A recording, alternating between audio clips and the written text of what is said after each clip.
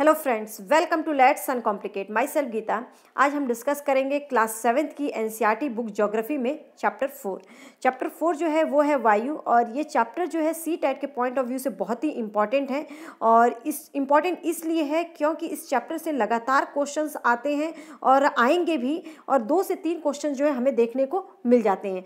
तो इस चैप्टर को जो है हम बेहतर तरीके से समझेंगे, डिटेल में देखेंगे और साथ में देखेंगे कि क्वेश्चन किस तरीके से पूछे जाते हैं और किस तरह से घुमा के अगर क्वेश्चन बनता है तो क्या बन सकता है। क्योंकि आप चैप्टर जो है बुक आपके सामने है, आप अच्छे से पढ़ लेंगे, लेकिन अगर आपको क्वेश्चंस नहीं पता होंगे कि आपको किस तरीके से क्वेश्चंस पूछे जाते हैं तो आपके पढ़ने का कोई फ़ायदा नहीं होगा, क्योंकि इसके अंदर बहुत सारी चीज़ें हैं। और हाँ, मैं बार बार बोलती हूँ कि ये जो जितने भी हाईलाइटेड पॉइंट्स हैं बहुत ही इंपॉर्टेंट है। आप पूरी बुक पढ़ने से अच्छा है कि इन हाईलाइटेड पॉइंट्स को पढ़ना, क्योंकि मैंने इस पर आपके लिए काम किया हुआ है। तो आप हाईलाइटेड पॉइंट्स के थ्रू जो है पढ़ें, और वो बहुत ही अच्छे पॉइंट्स हैं और वही जो इम्पॉर्टेंट चीज़ें हैं वो सब मैंने हाईलाइट किया हुआ है। आपको पूरी बुक पढ़ने की ज़रूरत नहीं है। आपसे एक रिक्वेस्ट है कि प्लीज़ वीडियो अंत तक देखें और अपना फीडबैक जो है ज़रूर दें, तभी मुझे पता चल पाएगा कि आपको समझ में आ रहा है या नहीं, और तभी मेरा मोटिव भी सॉल्व हो पाएगा। आपको समझाना ही मेरा मेन मकसद है। और आप कहीं से भी पढ़ें, बस अच्छे तरीके से पढ़ें, क्योंकि CTET का एग्ज़ाम जो है ज़्यादा दूर नहीं है और 70 से 80 दिन है, और ये इतना टाइम इनफ होता है। अगर आप सही से पढ़ें और अच्छे से पढ़ें तो आप अच्छे नंबर जो है स्कोर कर सकते हैं। तो बस एक सही डायरेक्शन आपको मिले, बस मेरा यही मोटिव है कि एक सही से आपको गाइडेंस मिल सके, ताकि आप जो है फालतू की चीज़ें ना देखकर आप सही डायरेक्शन में अपना पढ़ सकें। अगर लगता है कि वीडियो आपके लिए यूज़फुल है, ये वीडियो आपको हेल्प मिल रही है इस वीडियो से, आपके लिए ये चैनल यूज़फुल है, तो प्लीज़ एक लाइक कीजिए और लोगों के साथ शेयर कीजिए, स्पेशली उन लोगों के साथ जो CTET की तैयारी कर रहे हैं, ताकि वो लोग जो है विदाउट कोचिंग अपना CTET जैसा एग्ज़ाम जो है पढ़कर अपना सेल्फ स्टडी से वो क्लियर कर सके। ये बहुत बड़ा एग्ज़ाम नहीं है, आप ये अगर अच्छे से पढ़ेंगे तो आप घर से ही पढ़कर आप इसे क्लियर कर सकते हैं। अगर आगे भी ऐसे ही आपको पढ़ना है, आप चाहते हैं, आपको लगता है कि ये वीडियो आपके लिए यूज़फुल है, ये चैनल आपको इस चैनल से आपको हेल्प मिल रही है, तो आप चैनल सब्सक्राइब कर लीजिए। और ये इस पर कोई कॉस्ट नहीं है, तो आप सब्सक्राइब कर लीजिए, और तभी आपको जो है डेली की अपडेट जो है, रोज़ आने वाली वीडियो की अपडेट टाइम से मिल पाएगी और आप टाइम से जो है अपना पढ़ पाएंगे। तो चैनल को सब्सक्राइब करना मत भूलिए और बेल आइकन को प्रेस कर लेना, ताकि डेली की अपडेट जो है आपको टाइम से आपको मिल सके। और डिस्क्रिप्शन बॉक्स में जो है मैंने आपको लिंक दे रखा है, एक हिस्ट्री का प्लेलिस्ट का लिंक दे रखा है, एक ज्योग्राफी प्लेलिस्ट मतलब प्लेलिस्ट का लिंक दे रखा है। तो आप उसके थ्रू जो है आपको डायरेक्ट अगर उस पर क्लिक करेंगे तो आपको प्लेलिस्ट मिल जाएगी और पूरी वीडियो जो है सीक्वेंस में मिल जाएंगी, और आप अपनी तैयारी अच्छे से कर सकते हैं। उस प्लेलिस्ट के थ्रू जाइए और पूरी वीडियो आपको सीक्वेंस में मिलेंगी। आप मुझसे जो है टेलीग्राम ग्रुप पर भी जुड़ सकते हैं, और वहाँ पे जो है इसकी PDF मैं शेयर कर दूँगी। तो टेलीग्राम ग्रुप का जो लिंक है वो भी डिस्क्रिप्शन बॉक्स में दिया गया है। चलिए बिना टाइम वेस्ट किए जो है अब स्टार्ट करते हैं। सब कुछ मैंने समझा दिया है कि कैसे क्या है। अब स्टार्ट करते हैं हम चैप्टर जो 4th चैप्टर है, ये है हमारा वायु। देखो चैप्टर का नाम है वायु, तो हमारा जो पूरी बातें होंगी, जो चीज़ें होंगी, जो मैं बताऊंगी वो वायु के ही इर्द गिर्द घूमेगा। तो मेन हमारा जो सेंटर पॉइंट है वो वायु है, उसको ध्यान में हमें रख के पढ़ना है। तो हम सब लोग जानते हैं कि जो हमारी पृथ्वी है वो वायु के एक घनी चादर से जो है चारों तरफ से घिरी हुई है। और ये जो वायु की चादर हमारी पृथ्वी को घेरा हुआ है उसे क्या कहा जाता है? वायुमंडल। इसका मतलब है कि वायुमंडल से ही हमें जो है सांस लेने के लिए जो है वायु जो मिलती है वो हमें वायुमंडल से ही मिलती है। तो पृथ्वी पे जितने भी जीव हों या जंतु हों, कोई भी हो, वो जो है इसीलिए पृथ्वी पर जीवित है, क्योंकि वो वायुमंडल पर निर्भर है। वायुमंडल से उसे जो है सांस लेने के लिए वायु मिल पा रही है, इसलिए जो है वो जीवित है। और वायु और क्या काम करती है? सूर्य की जितनी भी हानिकारक किरणें हैं, मतलब सूर्य की हानिकारक प्रभाव से हमारी रक्षा करता है, क्योंकि इसकी जो मोटी चादर है वो सूर्य की जो हानिकारक किरणें हैं उससे जो है वो हमारी रक्षा करता है। और इसी सुरक्षा की वजह से, अगर ये सुरक्षा न दे तो सूर्य की किरणें इतनी तेज इसकी रोशनी होगी कि दिन में बहुत गर्मी और रात में जो है बहुत ज़्यादा ठंडी हो सकती है, मतलब बहुत ठंडा तापमान हो सकता है। तो ये जो है जीने के लिए सही स्थिति नहीं है। लेकिन ये वायुमंडल की वजह से जो है इसकी घनी जो चादर है, ये जो है पृथ्वी की जो हानिकारक किरणें हैं उसको रोक लेती है, जिससे कि सही एक वातावरण हमें मिलता है और हम अपने जीवन जो परिस्थिति हमें जीने के लिए चाहिए वो हमें पृथ्वी पर मिल पाती है। आगे देखते हैं वायुमंडल के संगठन। देखिए, वायुमंडल के संगठन को समझने के लिए आपको इस पाई चार्ट को समझना होगा, बहुत ही इंपॉर्टेंट है। हमारे जो हमारी वायुमंडल है उसमें सबसे ज़्यादा जो गैस की मात्रा है वो है नाइट्रोजन। मतलब नाइट्रोजन जो है हमारे वायुमंडल में सबसे अधिक मात्रा में पाई जाती है, और दूसरी गैस जो है वो है ऑक्सीजन। ऑक्सीजन की 21% मात्रा जो है वायुमंडल में मौजूद है, लेकिन ऑक्सीजन से भी ज़्यादा जो है नाइट्रोजन, ये कितनी है 78%। इसके बाद जो है बाकी गैसें आती है, कार्बन डाइऑक्साइड, ऑर्गन, हीलियम या ओजोन या जो है आपका हाइड्रोजन, ये बहुत ही कम मात्रा में जो है वायु में मौजूद है। इसके साथ साथ जो है हमारी वायु में धूल कण भी मौजूद है, हमारे हवा में मौजूद है, लेकिन ये हमें महसूस नहीं होता क्योंकि इसके कण जो है ये बहुत ही छोटे हैं, इसलिए ये ना हमें दिखाई देते हैं ना ही हमें फील होता है। तो वायुमंडल में सबसे अधिक गैस की मात्रा कौन सी पाई जाती है? नाइट्रोजन 78%। दूसरी जो गैस है वो कौन सी है? ऑक्सीजन।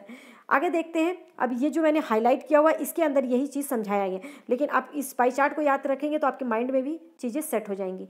देखिए, नाइट्रोजन जो है वायु में सर्वाधिक पाई जाने वाली गैस है, और वायु जो हम सांस लेते हैं उस सांस में जो है मनुष्य अपने फेफड़ों में कुछ नाइट्रोजन की मात्रा भी लेता है। मतलब ऑक्सीजन के साथ साथ वो नाइट्रोजन की जो गैस की मात्रा है वो भी थोड़ा लेता है, लेकिन वो थोड़ी ही देर में फिर उसे तुरंत ही बाहर निकाल देता है, और वही जो बाहर निकालता है उसे जो है पौधे अपने जीवन के लिए जो है नाइट्रोजन की, उनके पौधों को अपने जीवन के लिए नाइट्रोजन की बहुत ही ज़्यादा आवश्यकता होती है। तो मनुष्य जो नाइट्रोजन की मात्रा निकालता है, नाइट्रोजन की गैस जो मनुष्य अपने सांस से निकालता है, वो पौधे जो है ग्रहण करते हैं। पौधे केवल मनुष्य के द्वारा निकाले गए नाइट्रोजन को ही ग्रहण नहीं करते, वो जो है जमीन के अंदर मतलब मिट्टी में जो पौधे जो है मिट्टी से भी नाइट्रोजन की मात्रा लेते हैं। वो जो पौधे की जड़ों में कुछ जीवाणु होते हैं वो भी जो है डायरेक्ट नाइट्रोजन लेते हैं, लेकिन उसके थ्रू पौधे जो है उन जीवाणुओं से भी नाइट्रोजन की मात्रा लेते हैं। कहने का अर्थ है कि जो पौधे हैं क्या नाइट्रोजन डायरेक्ट अपने ग्रहण करते हैं? नहीं। अगर क्वेश्चन आता है कि कौन नाइट्रोजन की मात्रा डायरेक्ट ग्रहण करता है, तो वो है मनुष्य, जीवाणु। लेकिन पौधे क्या डायरेक्ट ग्रहण करते हैं? नहीं। तो आपको पता होना चाहिए, आपको क्वेश्चन घुमा के पूछ सकता है, लेकिन आपको आंसर एक ही चीज़ है कि नाइट्रोजन की आवश्यकता किसके लिए बहुत अधिक होती है? वो है पौधों के लिए। किंतु पौधे जो है नाइट्रोजन की मात्रा डायरेक्ट ग्रहण नहीं करते, वो मनुष्यों द्वारा छोड़ी गई गैस जो नाइट्रोजन की मात्रा छोड़ते हैं उससे ग्रहण करते हैं। साथ ही जो पौधों की जड़ों में जो जीवाणु हैं वो नाइट्रोजन डायरेक्ट लेते हैं, लेकिन जब वो छोड़ते हैं तब पौधे जो हैं उसको ग्रहण करते हैं, जिससे कि वो जीवित रह पाते हैं। तो जो भी है ये सब चीज़ें इसके अंदर है वो मैंने पूरा आपको अच्छे से क्लियर कर दिया है। दूसरी गैस जो है वो है ऑक्सीजन। ऑक्सीजन जो है वायु में प्रचुरता से मिलने वाली गैस है, अर्थात बहुत ही ज़्यादा और नाइट्रोजन के बाद अगर कोई दूसरी गैस है तो वो है ऑक्सीजन, और ऑक्सीजन का परसेंटेज कितना है? 21%। मनुष्य तथा पशु सांस लेने के लिए अपने वायु में से ऑक्सीजन प्राप्त करते हैं। देखिए, मनुष्य के लिए जहाँ पे ऑक्सीजन की मात्रा मतलब ऑक्सीजन बहुत ज़्यादा इंपॉर्टेंट है, वहीं पर पौधों के लिए कौन सी गैस इंपॉर्टेंट है? अगर पूछा जाए कि पौधों के लिए कौन सी गैस उसको जीवित रहने के लिए, पौधों की जीवित रहने के लिए कौन सी गैस सबसे अधिक महत्वपूर्ण है, तो वो है नाइट्रोजन।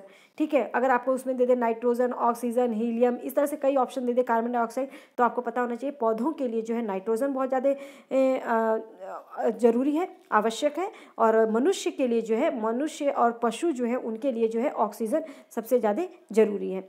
और हरे पौधे जो होते हैं, हरे पौधे प्रकाश संश्लेषण द्वारा ऑक्सीजन जो है उत्पन्न करते हैं। हरे पौधे ऑक्सीजन जो है उत्पन्न करने में बहुत ही मददगार साबित होते हैं, लेकिन ये किसके द्वारा? प्रकाश संश्लेषण द्वारा जो है ऑक्सीजन उत्पन्न करते हैं। इसी प्रकार वायु में ऑक्सीजन की मात्रा समान बनी रहती है कि मनुष्य जो है ऑक्सीजन लेता है और पौधे जो हैं ऑक्सीजन क्या करते हैं? वो छोड़ते हैं। देखिए, अगर पौधे ऑक्सीजन की मात्रा जो है उत्पन्न करते हैं, प्रकाश संश्लेषण क्रिया के द्वारा जो है ऑक्सीजन उत्पन्न करते हैं, अगर उसकी मात्रा भी अधिक हो जाएगी अगर मनुष्य नहीं ले, तो मनुष्य क्या करता है? जैसे ही वो ऑक्सीजन की मात्रा छोड़ते हैं तो मनुष्य क्या करता है? उसको ग्रहण कर लेता है। इस प्रकार जो है इसकी समान मात्रा बनी रहती है, और हम इसीलिए जो है हम वृक्ष काटते नहीं हैं, तो यह संतुलन बिगड़ जाता है। अगर हम वृक्ष काट देते हैं तो क्या होगा? ये संतुलन बिगड़ जाएगा, क्योंकि वृक्ष के द्वारा ही हमें ऑक्सीजन मिलता है, और अगर वो काटने लगेंगे तो वो ऑक्सीजन की मात्रा जो है कम होने लगेगी। अब तीसरी गैस जो है वो है कार्बन डाइऑक्साइड और बाकी गैसें जिसमें हीलियम, हाइड्रोजन, ऑर्गन आ जाते हैं, ओजोन आ जाते हैं, ये भी इनके बाद नंबर आता है ऑक्सीजन के बाद। तो हर एक पादप जो है अपने भोजन के रूप में कार्बन डाइऑक्साइड का भी प्रयोग करते हैं। देखिए, जो पौधे हैं, नाइट्रोजन की मात्रा सबसे, मतलब नाइट्रोजन उनके लिए, हरे पौधों के जीवित रहने के लिए नाइट्रोजन की जो है बहुत ही ज़्यादा ज़रूरी है। नाइट्रोजन गैस जो है वो बहुत ही ज़्यादा ज़रूरी है। किंतु जो पौधे हैं वो अपने साथ जो है कार्बन डाइऑक्साइड की मात्रा जो है उसका भी प्रयोग करते हैं। हरे पौधे अपने भोजन के रूप में किसकी, कार्बन डाइऑक्साइड मात्रा की भी प्रयोग करते हैं, किंतु नाइट्रोजन जो है सबसे ज़्यादा, नाइट्रोजन ज़्यादा जरूरी। ऑक्सीजन का जो है वो क्या कर देते हैं, उत्पादन करते हैं, अर्थात ऑक्सीजन जो है वो वापस कर देते हैं। मनुष्य ऑक्सीजन लेता है लेकिन पौधे जो है ऑक्सीजन वापस करते हैं, छोड़ते हैं। मनुष्य और पशु जो है कार्बन डाइऑक्साइड हमेशा बाहर निकालते हैं, और जो मनुष्य बाहर निकालता है वो पौधे जो है लेते हैं। अब इस चीज़ को अपोजिट में समझ लीजिए, हम क्या करते हैं, ऑक्सीजन लेते हैं, मतलब पौधे जो है ऑक्सीजन का उत्पादन करते हैं, ऑक्सीजन वो छोड़ते हैं, हम लेते हैं। हम कार्बन डाइऑक्साइड बाहर निकालते हैं, इसका अर्थ है कि पौधे जो है वो कार्बन डाइऑक्साइड लेते होंगे।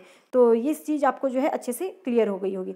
इसको आगे मैं समझाने से पहले आपको एक चीज़ बताना चाहूँगी कि आप यहाँ देख लीजिए, ये बहुत इंपॉर्टेंट है। कार्बन डाइऑक्साइड जो है वायुमंडल में फैलकर पृथ्वी में, जो पृथ्वी से विकृत ऊष्मा को पृथ्वी पर रोक लेती है। अर्थात जो कार्बन डाइऑक्साइड है ये वायुमंडल में पूरा फैलकर पृथ्वी पे जो विकृत ऊष्मा है वो पृथ्वी पर आने से रोक लेती है, रोक कर ग्रीन हाउस प्रभाव पैदा करती है। इसलिए ग्रीन हाउस गैस भी इसे कहते हैं। ग्रीन हाउस गैस किसे कहते हैं, वो गैस जिसे पृथ्वी से विकृत ऊष्मा को पृथ्वी पर रोककर ग्रीन हाउस प्रभाव पैदा करती है। कौन, कार्बन डाइऑक्साइड। कार्बन डाइऑक्साइड जो है वायुमंडल में फैलकर पृथ्वी पर विकृत ऊष्मा को पृथ्वी पर रोककर ग्रीन हाउस प्रभाव का माहौल पैदा करती है, जिसे ग्रीन हाउस गैस कहते हैं। और इसके अभाव में, अगर ग्रीन हाउस गैस मतलब कार्बन डाइऑक्साइड की मात्रा कम हो जाएगी तो इसके अभाव में धरती इतनी अधिक ठंडी हो जाएगी कि इस पर रहना असंभव हो जाएगा। अर्थात कार्बन डाइऑक्साइड जो है एक तरह से गर्मी मतलब अच्छी परिस्थिति लाती है, ठंडा और गर्म ये दोनों इसका बैलेंस बना रहे उसमें जो है मदद करती है। तो कार्बन डाइऑक्साइड जो है हमारे वायुमंडल में फैलकर जो पृथ्वी पर जो ऊष्मा रहती है उसको रोक कर, मतलब बहुत ज़्यादा ऊष्मा हो जाती है, थोड़ा सा उसे रोक कर ग्रीन हाउस प्रभाव का माहौल बनाती है, ग्रीन हाउस प्रभाव पैदा करती है, जिसे ग्रीन हाउस गैस भी कहते हैं। और अगर ये नहीं रहे, कार्बन डाइऑक्साइड नहीं रहे ये गैस, तो इससे हमारी पृथ्वी जो है अत्यधिक ठंडी हो जाएगी और इस पर रहना जो है असंभव हो जाएगा। लेकिन कार्बन डाइऑक्साइड का मात्रा इतना भी अधिक ना हो जाए कि ज़्यादा भी होना जो है इस पर रहना असंभव बना देगा। किंतु जब कारखानों एवं जो कारखाने हैं, कार के धुएं हैं, वो वायुमंडल में इसका स्तर बढ़ाते हैं, तब ऊष्मा के द्वारा पृथ्वी का तापमान भी बढ़ जाता है। अर्थात कार्बन डाइऑक्साइड की मात्रा पहले से मौजूद है, लेकिन जो कार के धुएं, ये पॉल्यूशन जब ज़्यादा बढ़ने लगता है और जो हमारे कारखाने हैं उसमें से जो धुएं निकलते हैं, इसकी मात्रा इतना ज़्यादा इसका तापमान बढ़ा देते हैं कि इसे ग्लोबल वार्मिंग कहा जाता है। अर्थात ग्लोबल वार्मिंग अर्थात भूमंडलीय तापमान में इस वृद्धि के कारण पृथ्वी के सबसे ठंडे प्रदेश में जो जमी हुई बर्फ़ होती है, मतलब पृथ्वी पे जो बर्फ़ जमी होती है वो क्या होती है, पिघलने लगती है, और पिघल कर समुद्र के जल स्तर में वृद्धि हो जाता है। क्योंकि बर्फ़ पिघलेगी तो वो नदियों में आएगी, और नदियों से जो सागर में जो जल मिलेंगे, इससे जो है समुद्र का जल स्तर में वृद्धि हो जाती है, जिससे कि जो तटीय क्षेत्र हैं वो उनमें बाढ़ के चपेट में आ जाते हैं। जो इसलिए जो है हमारे पृथ्वी पर कार्बन डाइऑक्साइड की मात्रा भी अधिक ना हो, अर्थात ग्लोबल वार्मिंग, अर्थात तापमान बढ़ जाता है तो ग्लोबल वार्मिंग हो जाता है, और ग्लोबल वार्मिंग के कारण जो है बहुत सारी चीज़ें, बहुत समस्याओं का हमें सामना करना पड़ सकता है। तो ये होप सो आपको अच्छे से क्लियर हो गया होगा। आगे देखते हैं, हम पढ़ रहे थे कार्बन डाइऑक्साइड के बारे में, तो इसे देखते हैं। अब देखिए आगे हम इसमें देखते हैं कि हमारे पृथ्वी पर संतुलन कैसे बना रहता है। कैसे हमने देखा कि जो ऑक्सीजन हम ले रहे हैं वो जो है पौधे छोड़ रहे हैं, और जो हम कार्बन डाइऑक्साइड की मात्रा छोड़ रहे हैं और वो जो है पादपों द्वारा उसे ग्रहण किया जा रहा है। इस प्रकार से जो है हमारी पृथ्वी पर संतुलन बना रहता है। किंतु यह संतुलन जो है बिगड़ सकता है। यह संतुलन कोयला, खनिज तेल आदि ईंधनों के जलाने से, मतलब कोयला, खनिज तेल, कारखानों के धुएं से जलाने से जो धुएं निकलते हैं वो जो है गड़बड़ा देता है। अभी हमने देखा कि इस तरीके से क्या होगा कि वायुमंडल का जो तापमान है वो बहुत ज़्यादा तेज़ी से बढ़ जाएगा और इसके बढ़ने से क्या क्या प्रॉब्लम्स होंगी वो हमने देख लिया है। अर्थात कार्बन डाइऑक्साइड का बढ़ा हुआ आयतन जो पृथ्वी पर मौसम और जलवायु को भी प्रभावित बहुत तेज़ी से करता है। आगे देखते हैं। आगे है वायुमंडल की संरचना। It's very important. ये इससे लगातार क्वेश्चंस आ रहे हैं और बहुत ही इंपॉर्टेंट है और बहुत इजी है समझना। देखिए, हमारे वायुमंडल में 5 परतों में विभाजित किया गया है। सबसे पहली परत तथा सबसे निचली परत जो होती है वो होती है क्षोभ मंडल, दूसरी समताप मंडल, मध्य मंडल, बाह्य मंडल और बहिर्मंडल। ठीक है, अब बाह्य मंडल में भी आयन मंडल भी होता है, उसको मैं अभी हम देखेंगे। सबसे पहले आप समझिए क्षोभ मंडल। क्षोभ मंडल क्या है? ये वायुमंडल की सबसे पहली बात तो सबसे निचली और सबसे पहली परत है। ठीक है, सबसे महत्वपूर्ण परत भी इसको माना जाता है। इसकी जो औसतन ऊंचाई है, इसकी ऊंचाई जो है 13 किलोमीटर है। आपसे पूछा जाता है कि क्षोभ मंडल की ऊंचाई कहाँ तक है, तो 13-14 किलोमीटर इसकी बताई जाती है। कई बार 10 भी दे दिया जाता है, लेकिन एग्जैक्ट एनसीईआरटी पर हमें जाना है तो 13 किलोमीटर है। हम इसी मंडल में जो मौजूद वायु में सांस लेते हैं, मतलब कि जो हम लोग रहते हैं वो क्षोभ मंडल में ही हम लोग रहते हैं। और मौसम की सभी घटनाएं जो होती हैं, मौसम संबंधी अगर हम बोलें घटनाएं, जैसे वर्षा होना, कोहरा पड़ना, ओलावर्षण, ये सभी जो है इसी मंडल के अंतर्गत होता है। आपसे क्वेश्चन पूछा जाता है कि वर्षा, कोहरा या ओलावर्षण किस परत के अंदर पाया जाता है, अर्थात मौसम संबंधी घटनाएं किस मंडल में होती हैं या वायु के किस परत में होती हैं, तो वो है क्षोभ मंडल। देखो, कुछ भी पूछ सकता है कि मौसम संबंधी घटनाएं वायु के किस परत में होती हैं, तो कौन सी है? क्षोभ मंडल। पहली परत कौन सी है? क्षोभ मंडल। और इस क्षोभ मंडल की औसत ऊंचाई कितनी है? 13 किलोमीटर। तो ये सब चीज़ें जो है आपको क्लियर होना चाहिए। नेक्स्ट देखिए, समताप मंडल। समताप मंडल क्या है? समताप मंडल जो है क्षोभ मंडल के ऊपर वाला भाग, अर्थात इसकी ऊंचाई जो है 50 किलोमीटर की ऊंचाई तक जो है ये फैला हुआ है। आप ये देख सकते हैं समताप मंडल। समताप मंडल जो है सबसे पहली परत जो है क्षोभ मंडल है। जितने भी मौसम संबंधी घटनाएं होती हैं वो जो है क्षोभ मंडल में होती हैं। यहीं पर आपको माउंट एवरेस्ट भी देखने को मिल रहा है यहीं पर। तो आपसे पूछा जाए कि अगर माउंट एवरेस्ट किस मंडल में है, तो वो है क्षोभ मंडल में। ठीक है, अभी हम इसके बारे में भी डिस्कस करेंगे। और दूसरी चीज़ की क्षोभ मंडल कितने किलोमीटर तक फैला हुआ है? 10 से 13 किलोमीटर तक फैला हुआ है। और एग्जैक्ट जो है आपका वो कितना है? 13 आपको बताया गया है। और साथ में आपसे मौसम संबंधी घटनाएं किस मंडल में होती हैं, वो भी है क्षोभ मंडल में। आगे देखिए, समताप मंडल। ये जो है 50 किलोमीटर तक फैला हुआ है समताप मंडल। और समताप मंडल में जो है एक इसकी सबसे ज़्यादा जो सबसे बड़ी विशेषता है, आप पहले यहाँ से समझिए कि समताप मंडल वह मंडल है जिसमें हवाई जहाज़ चलती है। अर्थात इस मंडल में मौसम संबंधी घटनाएं नहीं होती हैं। ये जो है मौसम संबंधी घटनाओं से मुक्त होता है। इसीलिए इस मंडल में, अर्थात इस परत में जो है हवाई जहाज़ उड़ने के लिए जो है आदर्श परिस्थिति बनती है। तो हवाई जहाज़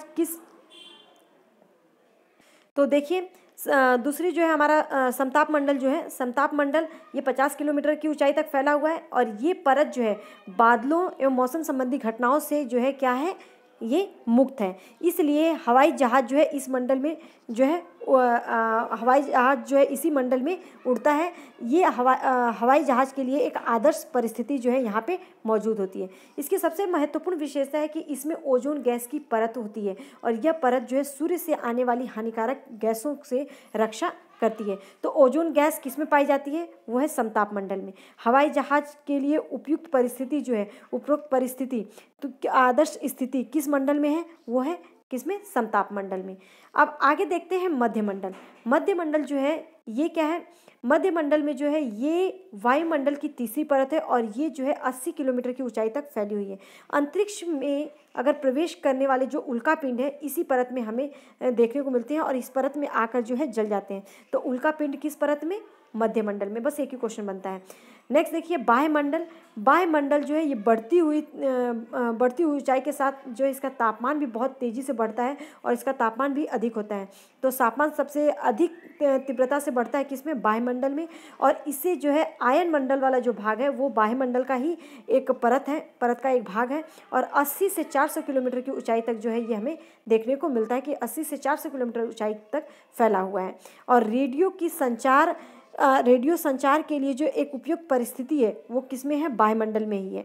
अर्थात आयन मंडल में ही रेडियो जो तरंगे हैं वो पुनः पृथ्वी पर परावर्तित कर दी जाती हैं। तो अगर आपसे पूछे जाए कि रेडियो संचार के लिए किस परत का उपयोग होता है या किस परत में जो है रेडियो संचार पाए जाते हैं, तो वो है कौन सी परत हमारा है, वो वायुमंडल। वास्तव में पृथ्वी से जो प्रसारित जो रेडियो तरंगे हैं वो जो है इस परत द्वारा पुनः पृथ्वी पर जो है परावर्तित कर दी जाती है। तो रेडियो तरंगे किस मंडल से पृथ्वी पर परावर्तित कर दी जाती हैं, वो कौन सा मंडल है, वायुमंडल। अगला नेक्स्ट जो है वो है हमारा बहिर्मंडल। बहिर्मंडल जो है ये सबसे ऊपरी परत है और बहिर्मंडल के नाम से जाना जाता है। ये वायु की सबसे पतली परत होती है और इसमें हीलियम, हाइड्रोजन जैसे गैसें जो है यहाँ पे अंतरिक्ष में तैरती हैं। तो हीलियम, हाइड्रोजन जैसे गैसें कौन से मंडल में तैरती हैं, तो वो है बहिर्मंडल। ये तो हमने देख लिया। आगे आपको देखना है कि आगे आप ये देखिए, इसमें एक चीज़ समझिए कि क्षोभ सीमा, अगर आपसे पूछा जाता है कि क्षोभ सीमा किसके बीच में पाई जाती है, तो वो क्षोभ मंडल और समताप मंडल के बीच में। समताप सीमा किसके बीच में पाई जाती है, वो समताप मंडल और मध्य मंडल के बीच में। साथ ही आपसे पूछा जाए कि मध्य सीमा किस मंडल के बीच में पाई जाती है, तो वो मध्य मंडल और बाह्य मंडल के बीच में। ये सीमा भी पूछा जाता है, तो ये आपको पता होना चाहिए। आगे हम देखते हैं, आगे जो है नेक्स्ट हमारा जो हम समझेंगे वो मौसम एवं जलवायु में किस तरह से परिवर्तन होता है वो हम देखेंगे। अब इसमें समझने के लिए आप सबसे पहले समझिए कि मौसम क्या होता है।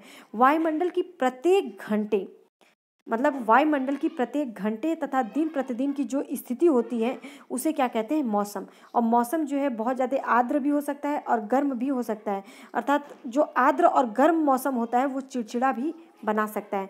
तो सबसे पहले चीज़ ये समझिए कि मौसम क्या होता है। वायुमंडल की प्रत्येक घंटे और दिन प्रतिदिन की जो स्थिति होती है उसे क्या कहते हैं, मौसम कहते हैं। और आर्द्र और गर्म मौसम जो है मनुष्य को चिड़चिड़ा बना देता है, और जो हवादार मौसम है ऑफकोर्स वो तो लोगों को बहुत ही अच्छा लगता है, और वो ऐसा मौसम होता है जिसमें कि हम बाहर घूमने फिरने के लिए हमारे लिए बहुत ज़्यादा सूटेबल होता है और उसमें हम जो है इंजॉय करते हैं। अगर दीर्घ काल में किसी स्थान का औसत मौसम उस स्थान की जो है जलवायु बन जाती है, अर्थात दीर्घ काल तक कोई एक ही मौसम बना रहे तो वो जो है वहाँ की क्या बन जाएगी, जलवायु। ये था मौसम और जलवायु के बारे में। अब हम देखते हैं तापमान। तापमान बहुत ही इंपॉर्टेंट है। ये वायु में जो मौजूद ताप एवं शीतलता है, अर्थात हमारे वायु में गर्मी भी है और थोड़ी शीतलता, अर्थात उसमें पानी की बूंदें भी हैं, तो उसके परिणाम को जो है तापमान कहते हैं। वायु में मौजूद ताप और शीतलता के परिणाम को जो है क्या कहा जाता है, तापमान। तापमान मतलब थर्मोमीटर से जो है इसे मापा जाता है, तापमापी। और वायुदाब जो मापी है, जो वायुदाब को मापता है, अर्थात वायुदाब को मापने वाला जो वो है बैरोमीटर। उसके बाद वर्षा मापी जो है वर्षा की मात्रा को मापता है। और वात दिग्दर्शी, अर्थात जो हमारा एयर वेन है उस मतलब पवन की दिशा को दर्शाता है, एयर वेन, तो वात दिग्दर्शी बोलते हैं इसे। तो इस चीज़ को समझिए कि जो वायुमंडल का जो तापमान है केवल दिन और रात में ही नहीं बदलता बल्कि ऋतुओं के अनुसार भी बदलता है। शीत ऋतु में अपेक्षा जो हमारी गर्मी का मौसम होता है, अर्थात ठंडी की अपेक्षा जो गर्म वाला मौसम होता है वो बहुत ज़्यादा गर्म होता है, वहीं पर शीत का मौसम जो होता है वो बहुत ज़्यादा ठंडा होता है। तो वायुमंडल का जो तापमान केवल दिन और रात से ही नहीं बदलता बल्कि ये ऋतुओं के अनुसार भी बदलता है। अब एक चीज़ है, आतपन क्या होता है। आतपन एक महत्वपूर्ण कारक है जो तापमान के वितरण को प्रभावित करता है। अर्थात जो सूर्य से जो किरणें आती है, जो ऊर्जा आती है, जो सूर्य से हमें ऊर्जा मिलती है वो पृथ्वी पर उसे रोक लेती है, उसे जो है आतपन कहा जाता है। अर्थात सूर्य से आने वाली वह ऊर्जा जो पृथ्वी रोक लेती है उसे क्या कहते हैं, आतपन। आतपन की मात्रा जो है भूमध्य रेखा से ध्रुवों की ओर जो है घटती जाती है। सबसे अगर आपसे क्वेश्चन पूछा जाए कि आतपन की मात्रा कहाँ पर सबसे अधिक होती है, तो वो कहाँ पर रहती है, वो है ध्रुवों पर, भूमध्य रेखा पर। भूमध्य रेखा पर जो है सूर्य ताप की मात्रा सबसे ज़्यादा अधिक होती है, इसीलिए वहाँ पे वर्षा भी बहुत ज़्यादा होता है, क्योंकि गर्मी अधिक जहाँ पे वहाँ पे वर्षा अधिक होती है। तो जैसे जैसे हम ध्रुवों की ओर जाएंगे, बढ़ेंगे, उसकी ओर जाते जाते जो है आतपन की मात्रा अर्थात सूर्य ताप जो है कम होता चला जाएगा। तो क्वेश्चन बनता है कि भूमध्य रेखा से ध्रुवों की ओर जाने पर आतपन या सूर्य ताप जो है वो घटता है या बढ़ता है, तो वो क्या होता है, सूर्य की ताप क्या है, घटता है। कहाँ से, भूमध्य रेखा से ध्रुवों की तरफ। अगर क्वेश्चन इस तरह से भी पूछा जाए कि ध्रुवों की सूर्य का ताप जो है या आतपन जो है भूमध्य रेखा से ध्रुवों की ओर जाते हैं, सॉरी आतपन जो है किस ओर घटता है, तो भूमध्य रेखा से ध्रुवों की ओर घटता है। आगे देखते हैं, आगे देखिए कि जो सड़कें हैं पृथ्वी पर तापमान अधिक बढ़ जाता है, अर्थात वहाँ पे गर्मी बहुत ज़्यादा बढ़ जाती है, जिसमें फसलें भी नहीं उग पाती हैं। तो अगर हम इसकी बात करें कि तापमान अधिक हो जाता है, जो कि मनुष्य के लिए सही नहीं है। इसमें अगर हम देखें कि दिन के समय अगर जो सड़कें बनी होती हैं वो ऐसा फील्ड से बनी जो सड़कें होती हैं, अर्थात उसमें धातु कंक्रीट से बने भवन गर्म हो जाते हैं, और रात के समय जो है वो ऊष्मा मुक्त हो जाते हैं, अर्थात ठंडी बहुत ज़्यादा होती है। तो इसमें हम क्या देखते हैं कि नगर जहाँ पे भीड़ वाले इलाके हैं वहाँ पे ऊंचे भवन हैं, अर्थात गर्म वायु को जो है क्या करते हैं वो रोक लेते हैं, जिससे नगरों का तापमान जो है हमेशा बढ़ जाता है। और एक चीज़ समझिए कि तापमान को मापने की जो मानक इकाई है वो डिग्री सेल्सियस में मापा जाता है, और इसका आविष्कार किसने किया था, इसका आविष्कार किया था एंडर्स सेल्सियस ने, इसलिए इसे डिग्री सेल्सियस का नाम दिया गया है। और तापमान मापने का जो मानक है वो है डिग्री सेल्सियस, अर्थात इकाई जो है इसकी डिग्री सेल्सियस है। आविष्कार आपको पता होना चाहिए, वो है एंडर्स सेल्सियस ने इसका आविष्कार किया था। ये हम सबको पता है कि जो जल है 0 डिग्री सेल्सियस पर जो है ये जम जाता है, और 100 डिग्री सेल्सियस पर ये जो बहुत ज़्यादा बॉयल होता है, गर्म हो जाता है। अब आगे हम डिस्कस करते हैं वायुदाब, और इसमें बहुत कुछ समझने को है, तो देखते हैं। देखिए वायुदाब क्या है। वायुदाब हम किसे कहते हैं, पृथ्वी पर जो हवाओं का दबाव बढ़ता है, अर्थात पृथ्वी पर हवाओं का दबाव वायुमंडल की परतों द्वारा जो है ये जो है इसका दबाव पृथ्वी पर बढ़ जाता है, उसे क्या कहते हैं, वायुदाब। और ये जो है high pressure to low pressure जो है इसका बहाव होता है। तो वायु जो है हमारे शरीर पर उच्च दाब के साथ जो है बल लगाता है, मतलब जो हवा है वो हमारे शरीर पर उच्च दाब के साथ जो है बल लगाता है, किंतु इसका अनुभव नहीं हम कर पाते। वो इसलिए होता है क्योंकि वायु का दाब जो है हमारे ऊपर सभी दिशाओं में लगता है, जिससे कि हमारा शरीर जो है इसके विपरीत बल लगाता है, इसलिए ये जो है हम अनुभव नहीं कर पाते। किंतु वायु दाब जो है हमारे शरीर पर कौन सा दाब लगाता है, उच्च दाब निम्न दाब, या उच्च दाब निम्न दाब दोनों। तो हमारे शरीर पर जो है वायु दाब जो है वो उच्च दाब लगाता है। सॉरी, पृथ्वी की सतह पर वायु के भार द्वारा जो लगाया गया दाब है, पृथ्वी की सतह पर जो वायु के द्वारा जो भार लगाया जाता है वो जो है क्या कहलाता है, वायुदाब। अर्थात वायुदाब क्या है, पृथ्वी की सतह पर लगाया गया वायु का उच्च दाब। और या तो हम बोले पृथ्वी पर हवाओं का दबाव, या पृथ्वी की सतह पर वायु के भार द्वारा लगाया गया दाब, दो चीज़ों में से समझ सकते हैं। वायुदाब क्या कहलाता है, वायुदाब किसे कहते हैं, पृथ्वी पर हवाओं का दबाव या पृथ्वी की सतह पर वायु के भार द्वारा लगाया गया दाब। वायुमंडल में ऊपर की ओर अगर हम जाएं, वायुमंडल की परतें हमने पढ़ी, अगर वायुमंडल में हम ऊपर की तरफ जाने पर क्या देखेंगे, दाब जो है वो तेजी से गिरने लगता है, अर्थात समुद्री स्तर पर वायु दाब सर्वाधिक होता है। तो आपसे पूछा जाता है कि वायु दाब कहाँ पर सर्वाधिक होता है, तो वो होता है समुद्री स्थल पर या स्थल पर। तो समुद्री स्तर पर या स्थल पर या इन दोनों पर। तो क्या इसका करेक्ट आंसर है, समुद्री स्तर पर। समुद्री स्तर पर जो है वायु का दाब बहुत ही सर्वाधिक होता है, और ऊंचाई पर जैसे जैसे जाएंगे तो वो दाब जो है घटता चला जाता है। देखिए मैंने पहले ही बोला था कि इसके अंदर जो है छोटी छोटी चीज़ें हैं जो कि आपको समझना होगा, और क्वेश्चन किस तरीके से पूछे जाते हैं वो समझना होगा। तो ये आपको बस सिर्फ कुछ लाइनें दिख रही हैं, किंतु ये बहुत ही इंपॉर्टेंट है, तो आप इसको ध्यान से देखिए। इसमें मैंने बताया एक तो वायुदाब क्या होता है, तो वायुदाब पृथ्वी पर हवाओं का दबाव को वायुदाब कहते हैं, या तो हम बोले पृथ्वी की सतह पर जो वायु के भार द्वारा लगाया गया दाब है उसे वायुदाब कहा जाता है। लेकिन वायुमंडल में जब हम ऊपर की तरफ बढ़ते हैं तो दाब जो है तेजी से गिरने लगता है। इसका अर्थ है कि समुद्री स्तर पर जो है उच्च दाब होता है, और जैसे जैसे हम ऊंचाई की तरफ जाएंगे तो वो दाब जो है घटता चला जाता है। वायु दाब का क्षैतिज वितरण जो है किसी भी स्थान पर उपस्थित वायु के ताप द्वारा जो है ताप को जो है वो जरूर प्रभावित करता है। अधिक तापमान वाले जो क्षेत्र हैं, वहाँ जहाँ का तापमान अधिक है वहाँ पे जो जो है वायु जो है हमेशा गर्म होकर ऊपर उठती है, और जहाँ का तापमान निम्न है वहाँ का जो है निम्न दाब वाला जो है बादल जहाँ का तापमान निम्न क्षेत्र बनता है वो निम्न दाब वाला जो बादल युक्त और आकाश जो है हमेशा नम मौसम के साथ जुड़ा होता है। इस चीज़ को समझिए। तो क्या देखा हमने कि जहाँ पर तापमान जो है अधिक होता है, अर्थात अधिक तापमान वाले क्षेत्र में जो है वायु गर्म होकर ऊपर उठ जाती है, तो यह जो है निम्न दाब का क्षेत्र बनता है। मतलब कि जहाँ पे अधिक गर्मी होती है वहाँ पे वायु जो है गर्म होकर ऊपर उठ जाती है, वो निम्न दाब का क्षेत्र बन जाता है। और निम्न दाब जो है, जहाँ पे निम्न दाब होगा अर्थात जहाँ पे गर्मी अधिक होगी वहाँ पे हमेशा जो है बादल युक्त मौसम बना रहेगा, आकाश एवं नम मौसम के साथ। मतलब आकाश में हम देखेंगे कि एक आर्द्र मौसम बना रहेगा और मौसम के साथ जो है आर्द्र मौसम हमें देखने को मिलता है। तो निम्न दाब वाला क्षेत्र मतलब बादल युक्त मौसम या आकाश जहाँ पे नम दिखता है वो कौन सा दाब क्षेत्र होता है? वो निम्न दाब क्षेत्र होता है। और अगर इसी का अपोजिट देखेंगे तो कम तापमान वाले क्षेत्रों की वायु जो है हमेशा ठंडी होती है।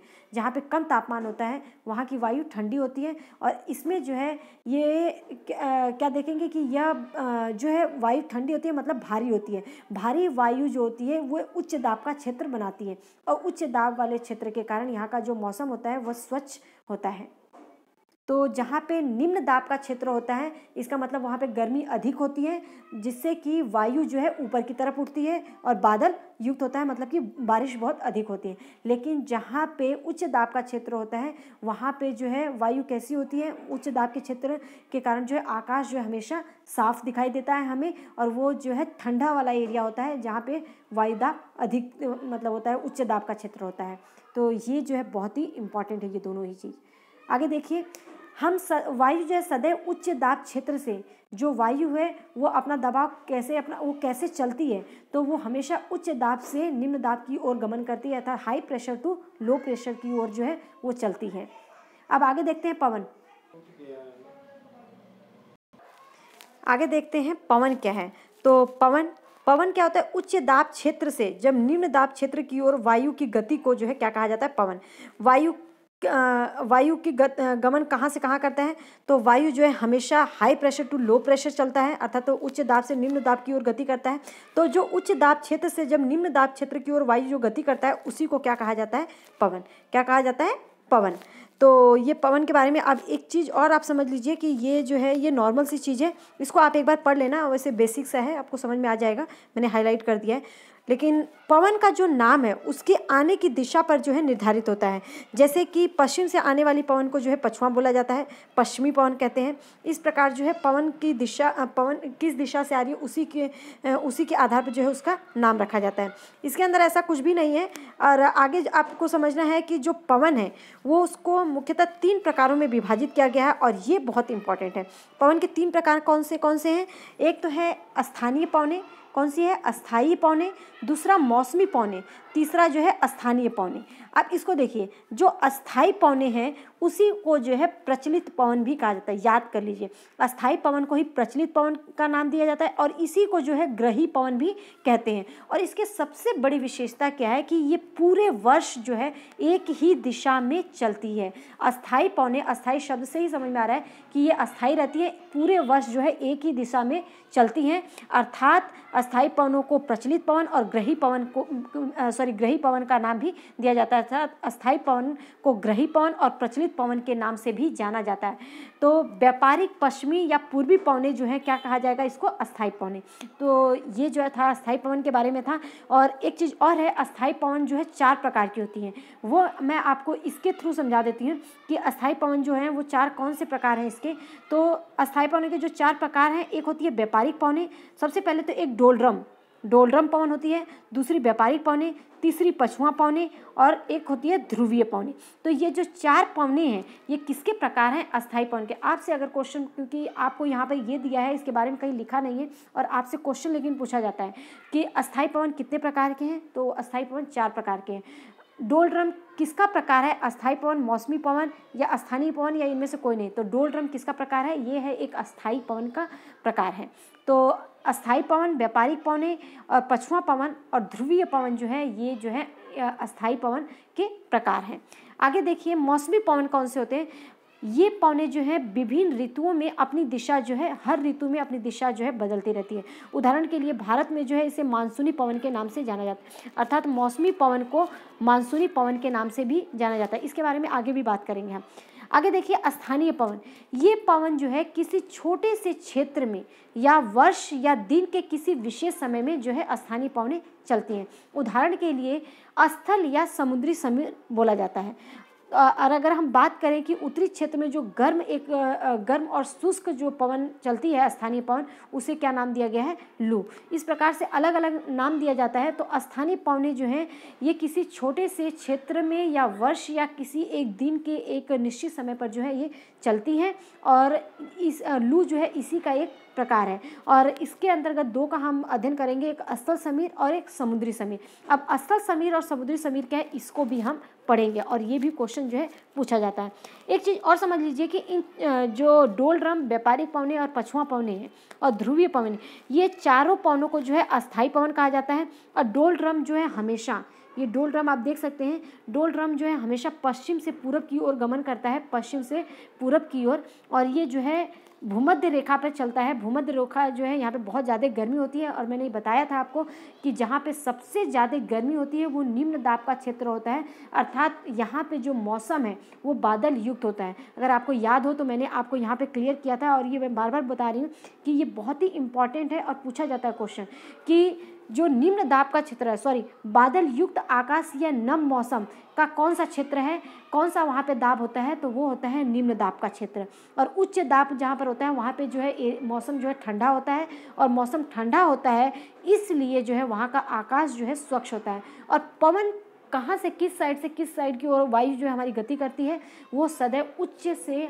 निम्न की ओर, मतलब उच्च दाब से निम्न दाब की ओर गमन करती है। इसी को जो है पवन भी कहा जाता है। वायु गमन किस साइड से किस साइड करती है अलग चीज़ है, और पवन किसे कहते हैं वो अलग चीज़ है। पवन जो है हमेशा उच्च दाब क्षेत्र से निम्न दाब क्षेत्र की ओर वायु की गति को क्या कहा जाता है? पवन कहा जाता है। आगे देखिए, आप इस चीज़ को समझिए।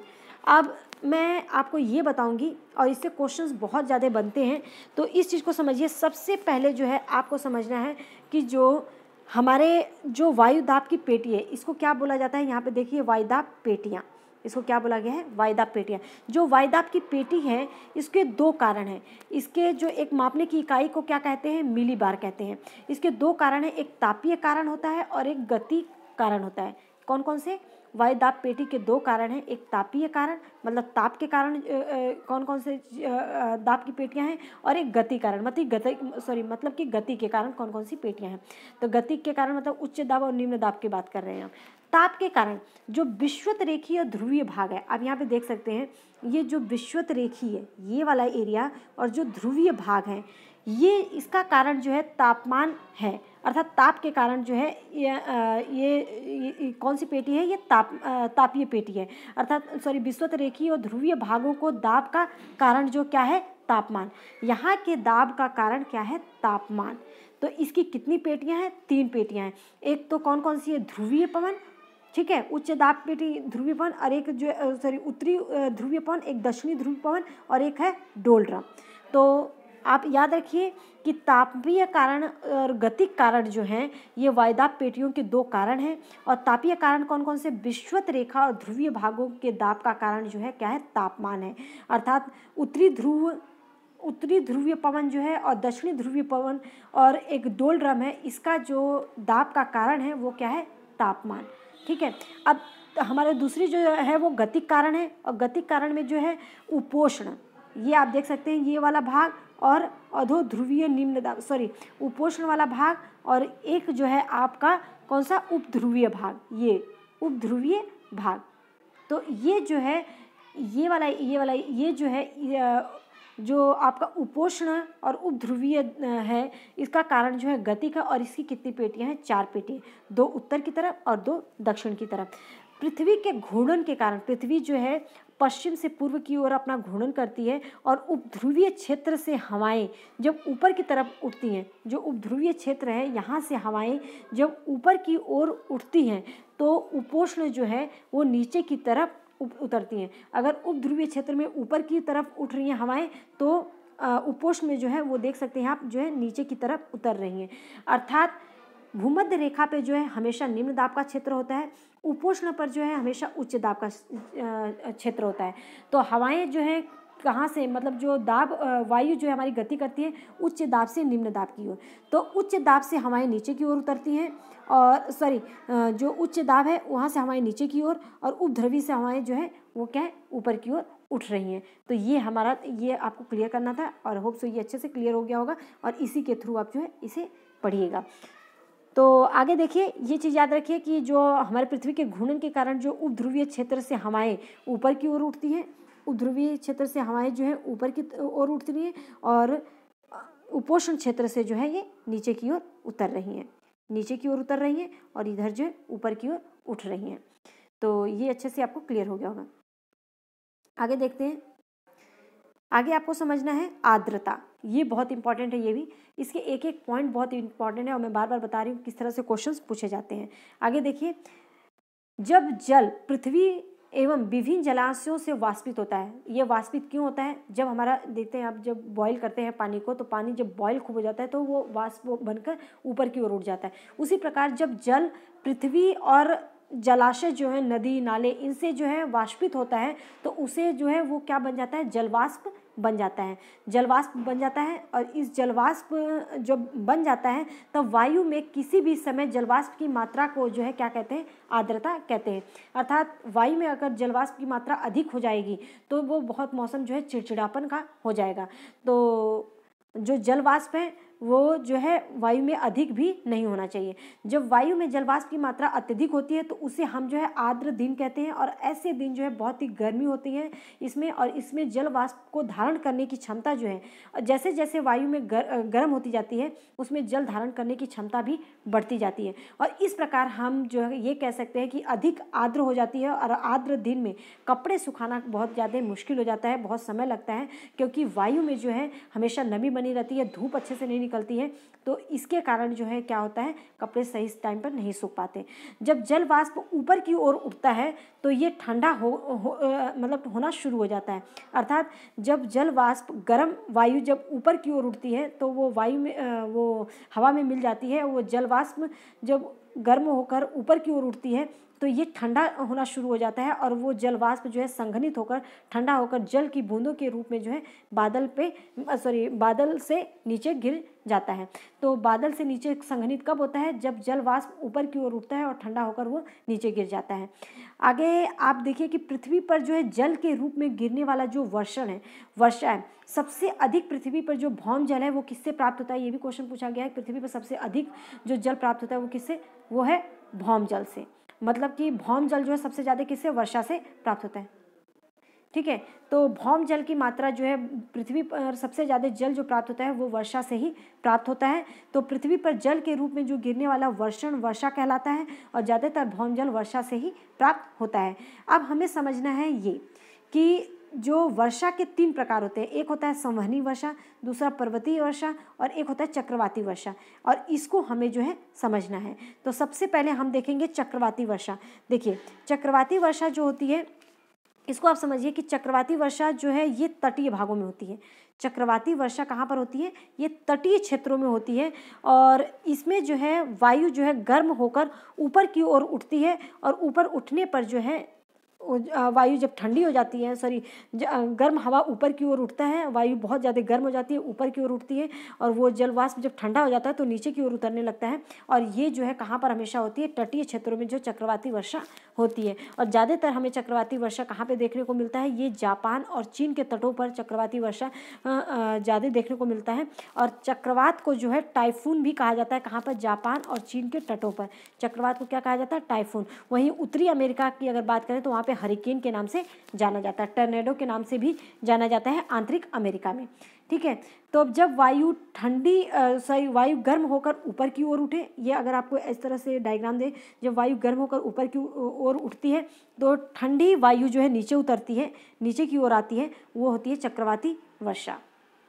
ठीक है, अब हम देखते हैं पर्वतीय वर्षा क्या होती है। तो जो पर्वतीय वर्षा होती है, जब आर्द्र पवनों के साइड से ही पवन, अगर हम इसमें बात करें, भारत में जो है जो पवनें जब गर्म हो जाती हैं, मतलब जो वायु जो है गर्म हो जाती है, और जहाँ पे गर्मी अधिक होती है वहाँ पे जो है हम पर्वतीय वर्षा की बात कर रहे थे, तो पहले इसको समझ लेते हैं।